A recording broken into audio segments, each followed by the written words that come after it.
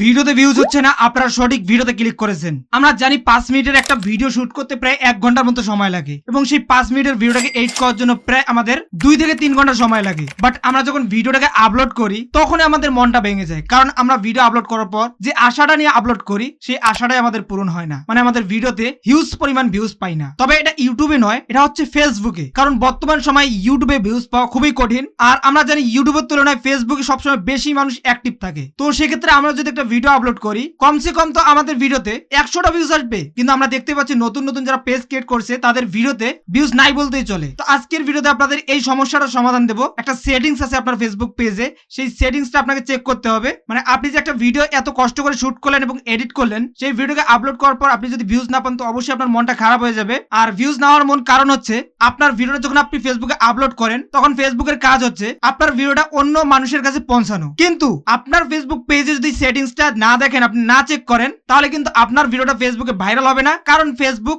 সেই ভিডিওটাকে অন্যের কাছে রিকমেন্ড করবে না। তো এটা খুবই গুরুত্বপূর্ণ একটা সেটিংস। এটা জানার আগে আমার পেজে ভিউজ একদমই ছিল না, বাট এই সেটিংসটা চেক করার পর মোটামুটি এখন আমার ফেসবুক পেজে মাশাআল্লাহ খুব ভালো ভিউজ আসে। তো চলুন আমরা ফোনের স্ক্রিনে চলে যাই এবং দেখি কোন সেই সেটিংস ভাইরাল করে ভিডিওকে। অলরাইট বন্ধুরা, আমরা চলে আসলাম আমাদের ফোনের স্ক্রিনে। এবার আমরা ফেসবুক ওপেন করব। ফেসবুক ওপেন করার পর যে পেজে আপনারা কাজ করেন বা ভিডিও আপলোড করেন সেই পেজটি ওপেন করবেন। তারপর এই কর্নার এখানে চলে আসবেন, এখান থেকে সেটিংস অপশনে চলে আসবেন। তারপর পেজ সেটিংস এখানে ক্লিক করবেন। তারপর স্ক্রল ডাউন করে নিচে আসবেন একটু, এখানে একটি অপশন পেয়ে যাবেন পেজ রিকমেন্ডেশন, এখানে চলে আসবেন। এখানে আসার পর আপনারা দেখতে পাচ্ছেন এখানে কিন্তু তারা বলেই দিছে এই জায়গার মধ্যে যদি কোনো সমস্যা হয়, দেখুন একটা টিকমার্ক করা আছে আর একটার মধ্যে সমস্যা এসে গেছে। তো এই সমস্যা থাকলে আপনার পেজটা মানুষের কাছে পৌঁছাবে না, আপনার ভিডিওটা মানুষের কাছে যাবে না। আর আপনার ভিডিও যদি মানুষের কাছে না যায়, ফেসবুক যদি নিয়ে না যায়, তাহলে কিন্তু আপনার ভিডিওটাতে ভিউজ হচ্ছে না। তো এই সেটিংসটা আপনারা চেক করবেন। চেক করার পর দেখতে পাচ্ছেন আমার এখানে একটা সমস্যা, যার কারণে আমার ফেসবুক পেজে ভিউজ হচ্ছিল না। তো এবার আমি এটাকে ঠিক করব।